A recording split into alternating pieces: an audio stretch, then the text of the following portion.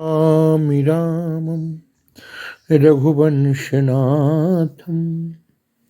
अध्याय 9 श्लोक 11 में भगवान अपने अवतार की बात कहते हैं। अवजानन्ति मां बूढ़ा मानुषितनुमाश्रितम् परं भावमजानन्तो मम भूत महेश्वरम। जब मैं मनुष्य रूप में अवतरित होता हूँ तो मूर्ख मेरा उपहास करते हैं। वे मुझ परमेश्वर के दिव्य स्वभाव को नहीं जानते। अवजानन्ति उपहास करते हैं। मांग मूढ़ा, मां माने मुझको, मूढ़ा माने मूर्ख, मानुषी मनुष्य रूप में देन तनुमाश्रितम, तनु शरीर में आश्रित मानते हुए, लेकिन वो परम दिव्य परम भाव वमजानंतो मम भूत महेश्वरम, परम दीप भाव स्वरूप को स्वभाव को अजानंतः और न जानते हुए मम मेरा भूत प्रत्येक वस्तु का महेश्वरम परम स्वामी। जबकि मैं मनुष्य रूप में अवतरित होता हूँ तो मूर्ख मेरा उपहास करते हैं। इसका तात्पर्य है कि स्पष्ट है कि यद्यपि भगवान मनुष्य रूप में प्रकट होते हैं किंतु वे सामान्य व्यक्ति नहीं होते हैं। जो भगवान सारे विराट जगत का सृजन पालन संहार करता हो वह मनुष्य नहीं हो सकता।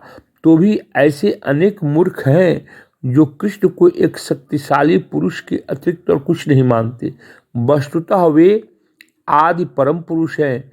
जैसा कि ब्रह्म संहिता में प्रमाण स्वरूप कहा गया, ईश्वरः परमः कृष्णः, ईश्वरः परमः कृष्ण, कृष्ण जो हैं वो परम ईश्वर हैं।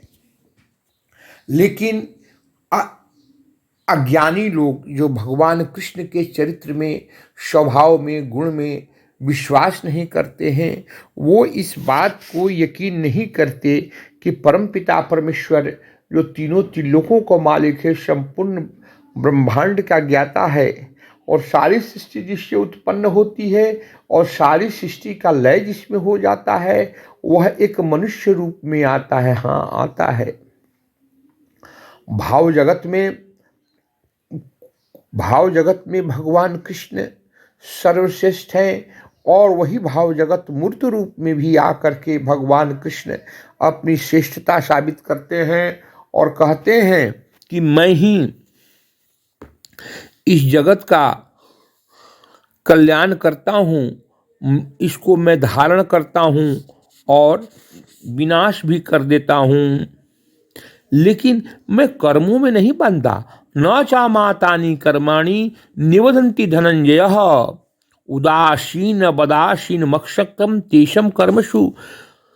हे धनंजय, ये सारे कर्म मुझे नहीं बांध पाते हैं। मैं उदासीन की भांति इन सारी भौतिक कर्मों से सदैव विरक्त रहता हूँ।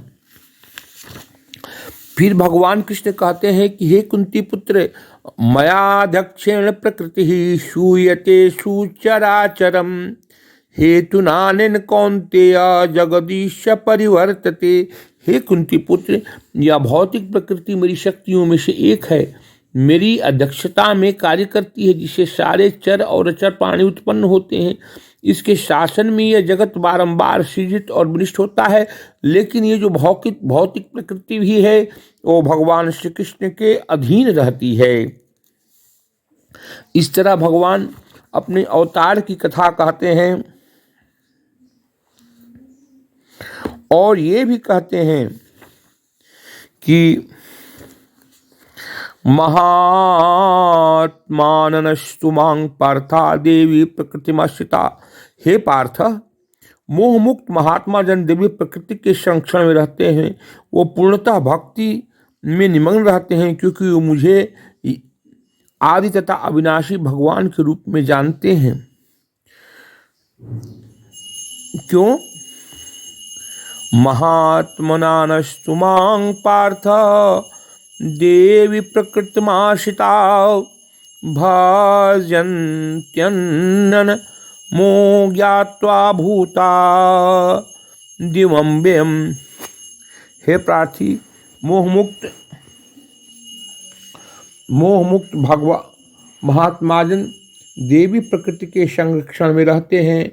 वो पूर्णतः भक्ति के में निमग्न रहते हैं, क्योंकि वे मुझे आदि तथा अविनाशी भगवान के रूप में जानते हैं।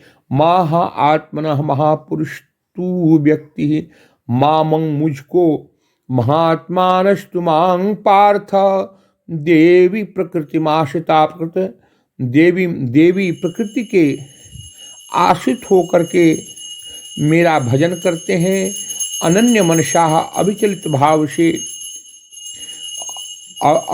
भाव से मेरी भक्ति करते हैं। भजन्तन्नमनन्त मनसो ज्ञात्वा भूतादिमव्यम। हे ज्ञात जानकर भूत सृष्टि का आदिम उद्यम अव्यम मैं अव्यम अविनाशी को कहते हैं, भगवान श्री कृष्ण को कहते हैं।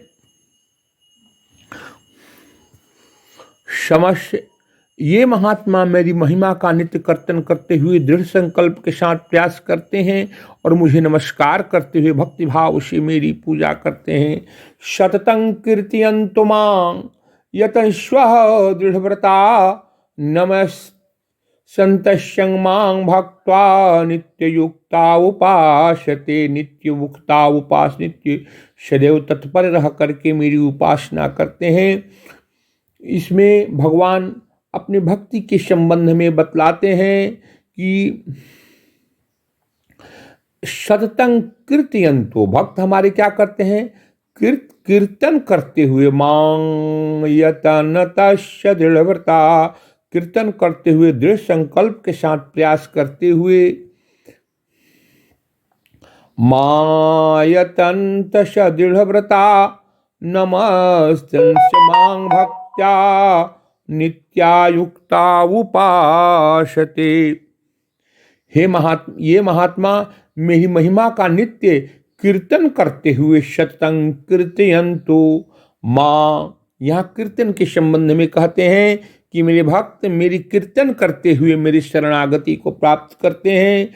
मां यतन्तस्य दृढ़व्रता, दृढ़व्रती हो करके